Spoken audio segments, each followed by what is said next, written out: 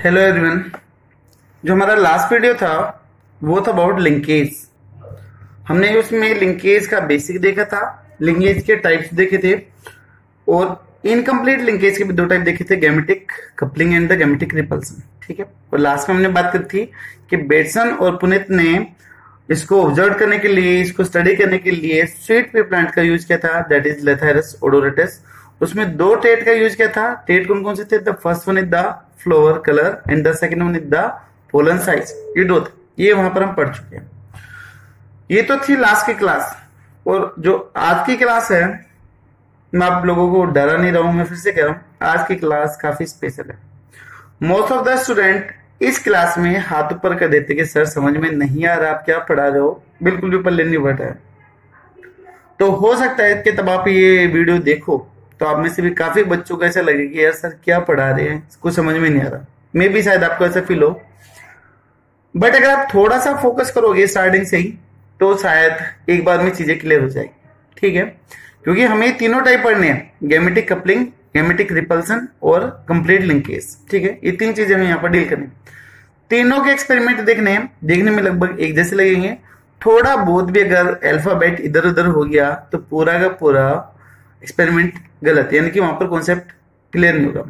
कोशिश करूंगा कि मैं इसके अंदर ये सिर्फ और सिर्फ दो ही डील करूं, तीसरा अगर मैंने एक साथ डील कर दिया तो फिर तो कंफ्यूजन हो गई होगा। ठीक है, तो कोशिश करूंगा कि जहां तक ये दो वीडियो बनेंगे, चाहे छोटा हो या बड़ा हो, तो वहां पर हम ये दो डील कर लेंगे। ठीक है, तो प्लीज शुरू से थोड़ी सी अटेंशन बना के रखिएगा इस लिंकेज को, टाइप को समझने की। ठीक बेटा, हमने दो टाइप बोले थे लिंकेज के, the first one is the complete and the second one is the incomplete. तो सबसे पहले हम देख लेते हैं इनकम्प्लीट लिंकेज की बात कर लेते हैं। ठीक है, इनकम्प्लीट लिंकेज में हमने बोला था कि जो क्रॉसिंग ओवर है वो हो सकती है। ठीक है, जो जीन है वो एक दूसरे से अलग अलग हो जाएंगे। तो देखिए डेफिनेशन मैंने यहां पर पीछे लिखी हुई है इनकम्प्लीट लिंकेज की। जीन्स में बी स्टे टुगेदर और मे बी नोट। ठीक है, because in this crossing over और रिकॉम्बिनेशन कैन टेक प्लेस। तो फिर से मैं दोबारा से नहीं लिखूंगा क्योंकि मैं ये समझा चुका हूं आपको। अब इसके टाइप पे आते हैं। इसके हमने दो टाइप बोले थे इनकम्प्लीट लिंकेज के। पहला टाइप था that is gametic coupling. Coupling का मतलब कपल, एक साथ में रहना, जोड़े से रहना, that is coupling. Second one is the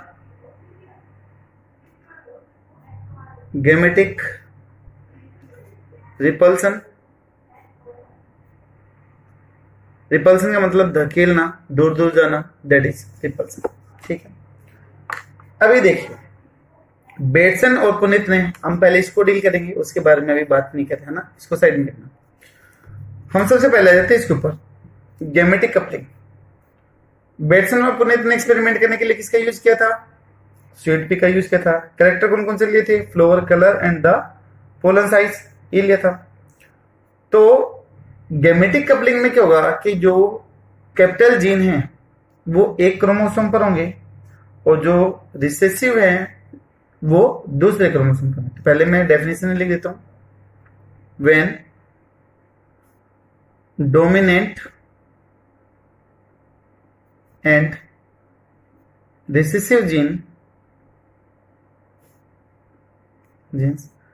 present on separate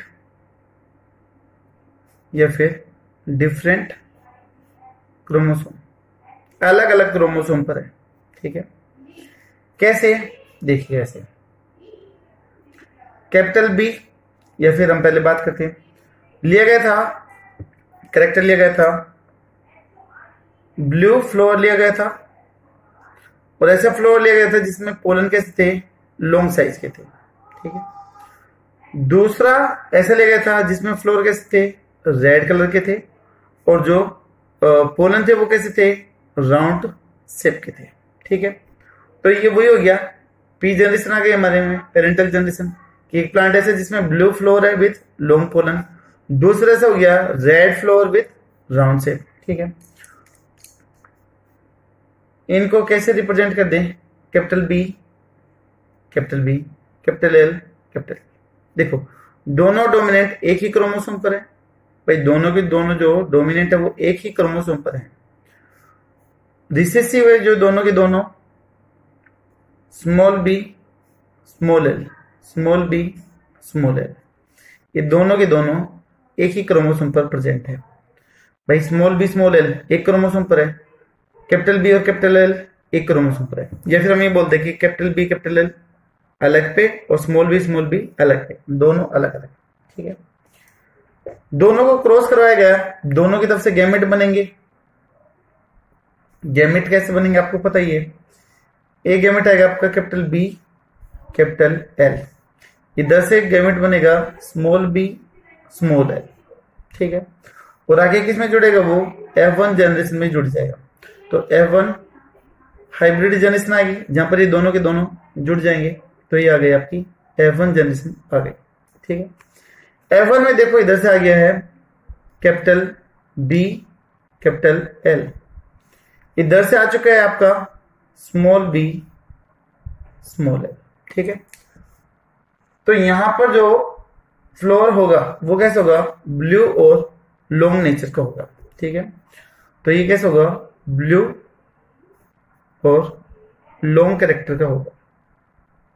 इसमें ये कैरेक्टर होंगे क्योंकि दोनों के दोनों क्या है, डोमिनेंट है, F1 जनरेशन हो गई। और तब दोनों के दोनों एक तरफ प्रेजेंट हो तो आप उसको सिस कन्फिग्रेशन बोलते हो, क्योंकि दोनों डोमिनेंट जीन अभी भी एक साथ है, अलग अलग नहीं है। तो this one is known as the cis configuration, that is cis configuration. आपने केमिस्ट्री में पढ़ा होगा सिस और ट्रांस। केमिस्ट्री मेरे को आती नहीं है लेकिन फिर भी थोड़ा बहुत बताता हूं।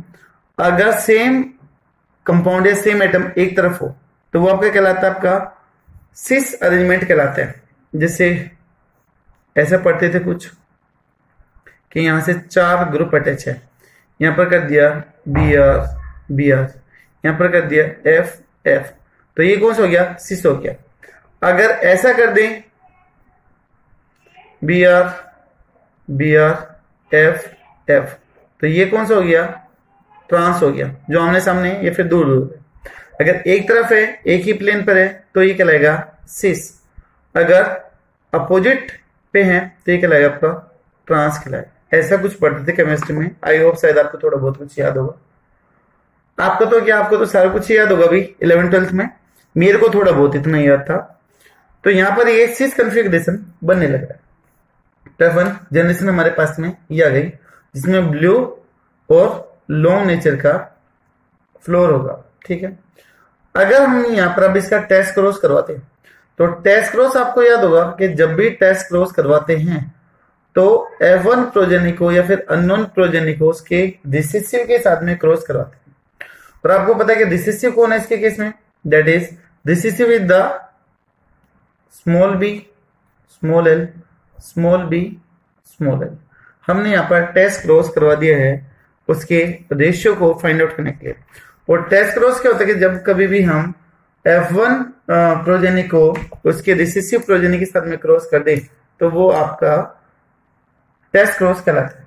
ठीक है, अभी देखो, अब ये इनकम्प्लीट है, तो इनकम्प्लीट होने का मतलब इसके बीच में क्या हो सकती है, क्रॉसिंग ओवर या फिर रिकॉम्बिनेशन हो सकती है।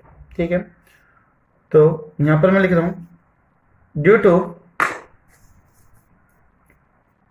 To incomplete linkage crossing over can take place. Crossing over उधर हो जाएगी। और अगर क्रॉसिंग ओवर हो गई तो फिर क्या कंडीशन होगी, देखिएगा, कैपिटल बी कैपिटल एल और दूसरा इधर क्या है, स्मॉल बी स्मॉल एल, ये स्मॉल बी स्मॉल एल। अब इसके बीच में क्रॉसिंग ओवर हो जाए, इनकी आम आपस में एक्सचेंज भी हो सकती है, चेंज भी हो सकती है। ठीक है, तो यही तो कहलाता है आपका क्रॉसिंग ओवर या रिकॉम्बिनेशन। हमने मियोसिस में देखा था, तब हमने क्रोमोसोमल थ्योरी ऑफ इनहेरिटेंस पढ़ा था, तो वहां पर हमने इसकी बात करी थी। तो यहाँ पर सेगमेंट एक्सचेंज भी हो सकते और नहीं भी हो सकते। अगर नहीं होंगे तो हमारे पास में क्या कंडीशन बनेगी उसकी भी बात करेंगे। बट यहाँ पर एक्सचेंज हो सकते हैं, ये कहलाता है आपका क्रॉसिंग ओवर कहलाता है। तो this one is the CO, crossing over आई, ठीक है। सेगमेंट एक्सचेंज यहाँ पर होने लग रहे हैं। भाई टेस्ट क्रॉस करवाया था, रिसेसिव के साथ में करवाया था, तो इधर जो जीनोटाइप है वो तो सेम ही रहेगी, स्मॉल b स्मॉल a, ऐसे रहेगा। अब देखो यहां से क्रॉसिंग ओवर होने पर कौन कौन सी कंडीशन बन सकती है। पहला तो ये कि अगर मान लो क्रॉसिंग ओवर ना हो बिल्कुल भी, ये जो बीच वाली लाइन है क्रॉसिंग ओवर की ये नहीं हो, ठीक है। अगर नहीं होगी ये तो हमारे पास में दो कंडीशन आ जाएगी, कैपिटल B कैपिटल L, एक आ गया कैपिटल B कैपिटल L, ठीक है।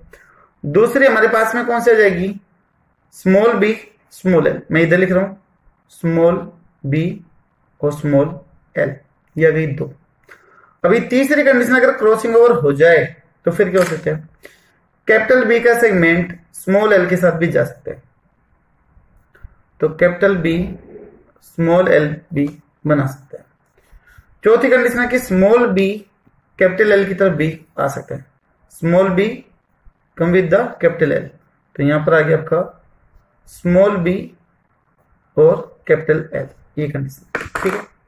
और ये क्या थी हमारी टेस्ट क्रॉस के लिए हमने जो रिसेसिव ली थी, मैंने गलती से ब्लू से बना दिया था, ऊपर रेड से लिया था, तो यहां पर हम ऐसे ही ड्रॉ कर देते हैं। तो this one is the recessive parental genotype जो हमने टेस्ट क्रॉस के लिए लिया। अब यहां से तो एक ही टाइप का गैमेट बनेगा, स्मॉल b और स्मॉल l, चाहे क्रॉसिंग ओवर हो या ना हो तो सेम रहेगा। तो ये इनमें से किसी के साथ भी जाके फ्यूज कर सकता है, इसके साथ भी फ्यूज करेगा, इसके साथ भी, इसके साथ भी और इसके साथ भी, किसी के साथ भी आके फ्यूज कर सकता है। तो अगर फ्यूज करिए तो यहाँ पर small b small l, small b small l, small b small l, small b small l, ये 4 टाइप की कंडीशन बन सकती है आने वाली जनरेशन में, ठीक है। टेस्ट क्रॉस करने के बाद में ये बनेगी। अब इसमें से देखो दो पेरेंटल और दो रिकमेंडेंट है, capital B capital L parental type है, तो this one is the parental, circle लगा रहा हूं मैं, this one is the parental type, ठीक है। स्मॉल b स्मॉल l ये भी हमने स्टार्टिंग में लिया था, मैं एक बार नोटबुक ऊपर करके आपको दिखा देता हूं। Capital B capital L parental में था, स्मॉल b स्मॉल l किसमें था, पेरेंटल में, और ये हमारी पेरेंटल जीनोटाइप थी, ठीक है। कुछ वैसी कंडीशन इधर भी आ रही है, capital B capital L small b small l, तो ये भी कैसे है, पेरेंटल है। लेकिन यहां पर देखो कैपिटल B के साथ में स्मॉल l आ गया और स्मॉल b के साथ में कैपिटल L, तो ये दोनों के दोनों क्या है, रिकम्बिनेंट है। R का मतलब दैट इज रिकम्बिनेंट है, दीज आर द रिकम्बिनेंट, ठीक है, रिकम्बिनेंट। आई होप शायद इतना क्लियर होगा, आपको थोड़ा बहुत कुछ समझ में आया होगा। हमने पेरेंटल प्लांट लिए थे, क्रॉस करवाई थी, F1 जनरेशन में आया था, उसके बाद में टेस्ट क्रॉस करवा दिया। यहां से इसके बीच में क्रॉसिंग ओवर होने से 4 तरह के गैमेट बन सकते हैं जो हमने ब्लू लाइन से रिप्रेजेंट कर रखे हैं। टेस्ट क्रॉस करवा रहे रिसेसिव के साथ में तो वो सेम ही आएगा, स्मॉल b स्मॉल l, ये 4 यहां पर लिख दिया, ठीक है। अभी देखो एक बार मैं फिर से लिख देता हूं कि यहां पर हमारे पास में 4 कंडीशन आई है। 4 कौन कौन सी आई है, कैपिटल B कैपिटल L, दूसरी है कैपिटल B स्मॉल l, तीसरी आई है स्मॉल b कैपिटल L, और चौथी आई है आपकी that is small b small l। ये आई है 4 कंडीशन, पहली ये थी, दूसरी कंडीशन ये, तीसरी ये और चौथी, ठीक है। टेस्ट क्रॉस करवाने के बाद में सभी के साथ में जो जीनोटाइप है वो सेम ही थी, small b small l, small b small l, small b small l, small b small l। Recessive genotype इसलिए लेते हैं ताकि उनका एक्सपोजर अच्छे से हो सके जो अननोन जीनोटाइप है, ठीक है। यहां पर ये कैसे दिखाई देगा, ब्लू और लॉन्ग दिखाई देगा, कैसे दिखाई देगा, ब्लू और लॉन्ग करेक्ट आएगा। और ये कैसे था, पेरेंटल टाइप था, this one is the parental type. इसका जो रेशियो आया था, इसके जो टोटल प्लांट के जो रेशियो निकल गए थे, दैट इज नियर अबाउट 43.7% था। ठीक है, 43.7% था। ये एस्टिमेटेड है, पहले से कैलकुलेट करके दे रखे बुक के अंदर, इतने थे, इनमें से इतने ये आए थे, इतने आए थे, पहले से बता रखे हैं। तो यहां पर ब्लू और राउंड ट्रेट आए थे। ये कैसा था, रिकम्बिनेंट, ब्लू के साथ में राउंड आ गया, तो this one is the recombinant. इसकी जो परसेंटेज थी दैट वाज 6.3%, 6.3%। ठीक है, यहां पर स्मॉल बी के साथ में कैपिटल एल, तो यहां पर क्या गया, रेड और लॉन्ग का कॉम्बिनेशन निकल के आया, that is also the recombinant type, recombinant type है। इधर रिकम्बिनेंट की भी जो परसेंटेज थी दैट वाज 6.3%। ठीक है, 6.3% थी। लास्ट वन है fourth one, that is small B small L, तो रेड एंड राउंड, ये पेरेंटल कॉम्बिनेशन। तो तब ये करवाया गया था, तो कुछ पेरेंटल है और कुछ क्या है, रिकम्बिनेंट है, और इसकी परसेंटेज थी 43.7% थी। अब ये रेशियो आपके सामने आप देख सकते हो, 43, 6, 6, 43। ठीक है, टोटल करते तो 100 आता है, लेकिन जो पेरेंटल है उनके ज्यादा आ रहे हैं और रिकम्बिनेंट के ज्यादा आ रहे हैं। पेरेंटल का मतलब ये, इनके साथ रहने के चांसेस क्या है, ज्यादा है। तो गैमेटिक कपलिंग ये बोलते हैं कि अगर दोनों डोमिनेंट जीन स्टार्टिंग में पेरेंट्स में एक साथ हैं, तो उनके आगे भी साथ रहने के चांसेस कैसे होंगे, ज्यादा होंगे। ये पॉइंट प्लीज ध्यान से सुनिएगा, की लाइन है ये इस टॉपिक की। अगर डोमिनेंट जीन एक क्रोमोसोम पर हैं और एक साथ हैं, तो आगे आने वाले जनरेशन में भी उनके साथ रहने का चांसेस क्या होगा, ज्यादा होगा। ठीक है, अलग अलग भी हो सकते हैं, बट जो रिकम्बिनेंट है उनकी परसेंटेज कम रहेगी। ठीक है, पर जो पेरेंटल है उनकी जो परसेंटेज है वो हमेशा क्या रहेगी, ज्यादा रहेगी। ठीक है, तो अगर रेशियो निकाले तो 6, 7 जब भी चला जाता है, तो नियर अबाउट रेशियो निकल के जाएगा 7:1:1:7। ठीक है, तो वही आपका 16 रेशियो के अंदर निकल के आ जाएगा। ठीक है, तो ये हो गई। यहां पर एक चीज को ध्यान रखना, ये पॉइंट काफी जरूरी है, कि जो रिकम्बिनेंट है, जो रिकम्बिनेंट होंगे वो 50 या फिर लेस देन 50 होंगे। कभी भी रिकम्बिनेंट कॉम्बिनेशन की वैल्यू मोर देन 50 नहीं हो सकती। ठीक है, हाईली इंपॉर्टेंट पॉइंट है ये, कि percentage of recombinant progeny may be 50% or may be less than 50%, 50% या फिर less than 50%, but never be more than 50%, but कभी भी 50% से ज्यादा नहीं हो सकते।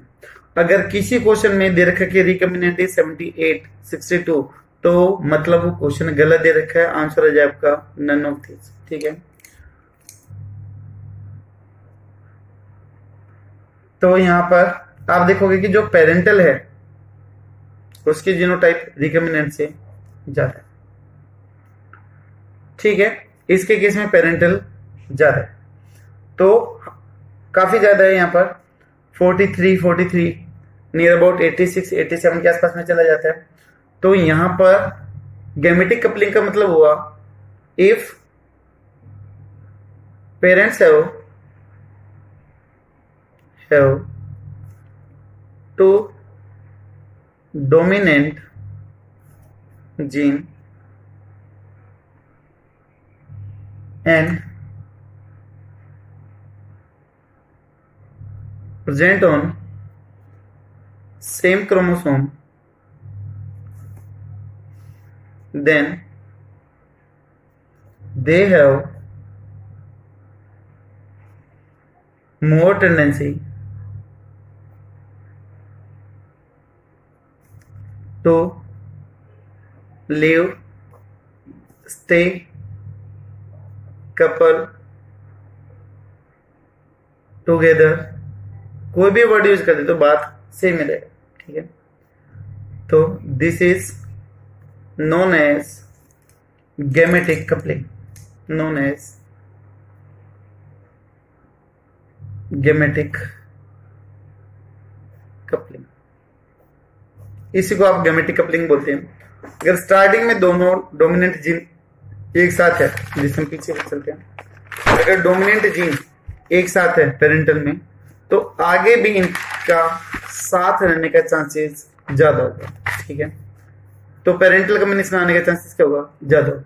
यही कहलाते हैं आपकी गैमेटिक कपलिंग कहलाती है, ठीक है। और जो दूसरा है हमारा गैमेटिक रिपल्सन, वो इसका जस्ट उल्टा है, वो भी देख लेते हैं फटाफट इसमें। तो यहां पर देखिएगा,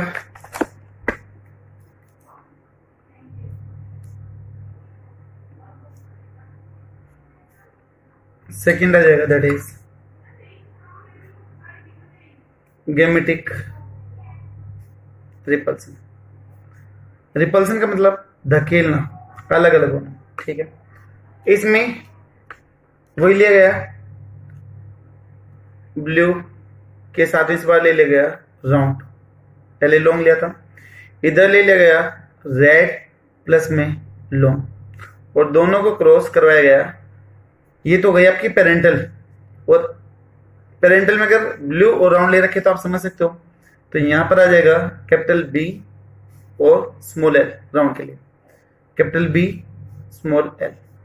यहां पर रेड है तो यहां पर स्मॉल बी, लॉन्ग है तो कैपिटल एल।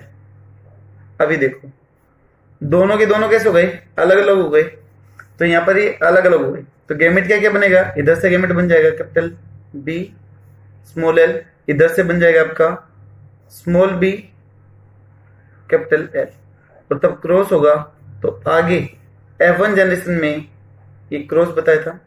अगर इसको हम क्रॉस कर देंगे तो आगे F1 जनरेशन में हमें क्या मिलेगा, that is capital B small L, small B capital L, ये कंडीशन मिलेगी F1 प्रोजेनी के अंदर।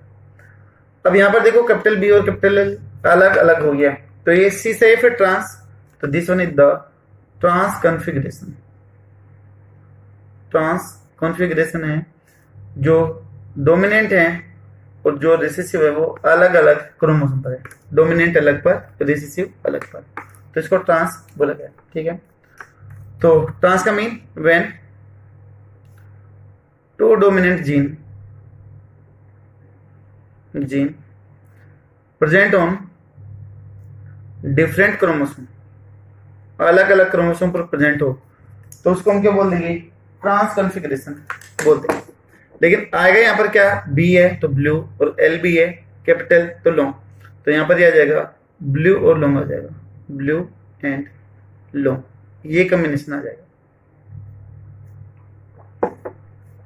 आगे क्या करवाना है वही टेस्ट क्रॉस, तो ये हो गया टेस्ट क्रॉस हो गया। अभी देखो टेस्ट क्रॉस में वही 4 कंडीशन बननी है, फटाफट बना देते हैं। अगर यहां पर क्रॉसिंग ओवर हो गई, भाई क्रॉसिंग ओवर तो होगी, तो क्रॉसिंग ओवर या फिर रिकॉम्बिनेशन हो गया। तो पहला यहां पर बन गया आपका कैपिटल बी स्मॉल एल, अब ये यहां पर क्या है, पेरेंटल है। दूसरा बन गया कैपिटल बी कैपिटल एल, ये कैसे आपका रिकॉम्बिनेंट है। तीसरा बन गया स्मॉल बी स्मॉल एल, ये इस केस में क्या है, रिकॉम्बिनेंट है। और चौथा बन गया आपका स्मॉल बी कैपिटल एल, ये इस केस में क्या है, पेरेंटल है। ये 4 बनेंगे, कैसे बनते हो आपको पता ही है, अभी पीछे बात करें। टेस्ट क्रॉस के लिए यहां से एक ही तरह का गैमेट बनेगा, that is small B small L, जो इन चारों में से किसी के साथ भी ऐड हो सकता है। तो यहां पर पहली कॉम्बिनेशन बना दे, capital B small L, plus में आ जाएगा आपका स्मॉल बी स्मॉल एल। ठीक है, ये कौन सी है? पेरेंटल कॉम्बिनेशन है। दूसरा है आपका कि ये टेस्ट क्रॉस का गैमेट इसके साथ में फ्यूज कर जाए, तीसरा यहां पर फ्यूज कर जाए, चौथा इधर। बार बार पेन चेंज नहीं करना पड़ेगा। मैं इन चारों के साथ में जो टेस्ट क्रॉस के गैमेट वाली लाइन है वो पहले से लगा देता हूं, ताकि पेन बार बार चेंज ना करना पड़े, क्योंकि टेस्ट क्रॉस में आपको पता है कि साथ में रहेंगे, सेम ही रहेगा। इधर आ जाए आपका कैपिटल बी कैपिटल एल, यहां पर स्मॉल बी स्मॉल एल, यहां पर स्मॉल बी कैपिटल एल। ऐसा हो गया, ये चार कंडीशन बन गए। ये आपको पता है कि पेरेंटल है, ये भी पेरेंटल है, ये क्या है? रिकम्बिनेंट है। अब इनकी परसेंटेज देखिए, इसके केस में जो परसेंटेज है पेरेंटल की दैट इज 43.7%, इधर भी पेरेंटल की भी 43.7%, इसकी 6.3%। आप बोलोगे जी रेशियो तो वही है, फिर क्या डिफरेंस हुआ दोनों में? रिपल्सन और कपलिंग में क्या डिफरेंस? तो अब देखिएगा, यहां पर अलग अलग है, ठीक है, यहां पर क्या अलग अलग, कैपिटल बी के साथ में स्मॉल एल, तो इसकी परसेंटेज ज्यादा थी। और इसके पीछे वाले केस में देखिएगा, कैपिटल बी और स्मॉल एल क्या रहे थे? कम आ रहे थे, 6.3 आ रहा था। तो यहां पर परसेंटेज आपके सामने है। यहां पर पेरेंटल की तो वही आ रही है, ज्यादा आ रही है, ठीक है, पेरेंटल की तो ज्यादा ही है, बट पेरेंटल में देखिए कि जो डोमिनेंट जीन थे उनके साथ रहने की फ्रीक्वेंसी भी क्या है? कम है। तो यहां पर ये रिपल्सिव रेशियो वही आएगा आपका 7:1:1:7, ये इसका रेशियो आएगा। ठीक है, तो इसमें 7 क्या है? पेरेंटल। 7 क्या है? पेरेंटल। 1:1 क्या है? रिकम्बिनेंट है। तो ये हो गया parental combination is more as compare to the recombination. मैंने बोला था कि पेरेंटल का तो हमेशा ज्यादा ही रहेगा as compare to the repulsion. तो गैमेटिक रिपल्सन क्या बोलते हैं? इसके केस में भी जो पेरेंटल है वो रिकम्बिनेशन से ज्यादा है। ठीक है, ऑलवेज यही, पी का मतलब पेरेंटल हमेशा ज्यादा होगा किससे? रिकम्बिनेंट से। अब ये जो गैमेटिक रिपल्सन है वो क्या बोलते हैं कि in the starting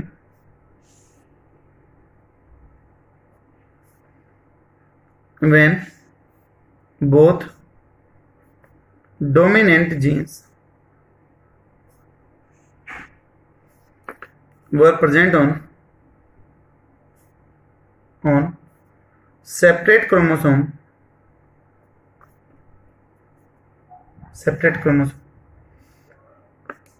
and there are या फिर they have लेस परसेंटेज या फिर proportion to come together in progeny, यानी कि अगर वो शुरू में ही अलग अलग थे तो आगे आने वाले प्रोजेनी में, आने वाली जनरेशन में उनका साथ रहने के चांसेस भी क्या होगा? कम होगा।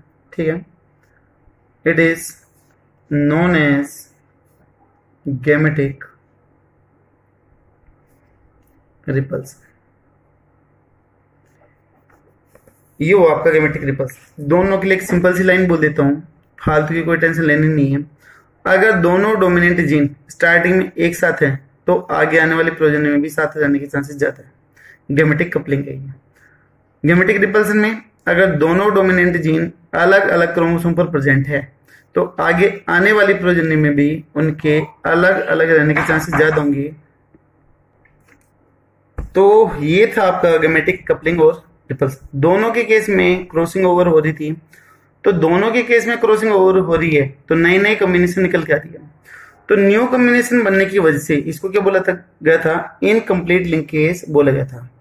कि पेरेंटल भी आ रहे हो, रिकम्बिनेंट भी आ रहे हैं, जीन साथ में रह भी सकता है और नहीं भी रह सकता है। तो इसलिए इसको इनकम्प्लीट लिंकेज बोला गया था। और ये इनकम्प्लीट लिंकेज के दो टाइप थे, गेमेटिक कपलिंग और गेमेटिक रिपल्स। आई होप शायद आपको क्लियर होगा। इस वीडियो में दोनों चीज कंप्लीट हुई। नेक्स्ट वीडियो में हम बात करेंगे कंप्लीट लिंकेज की। कंप्लीट लिंकेज देखो अपने आप में सेंस, अपने आप में डेफिनेशन, अपने आप में पूरा पूरा एक्सप्लेन करा कि कंप्लीट है, 100% है, वहां पर कोई भी रिकम्बिनेशन नहीं होगी, कैसे भी अलग अलग नहीं होगा, ठीक है। तो वहां पर रिकम्बिनेशन क्या होगी, एब्सेंट। वो टॉपिक हम नेक्स्ट वीडियो में देखेंगे।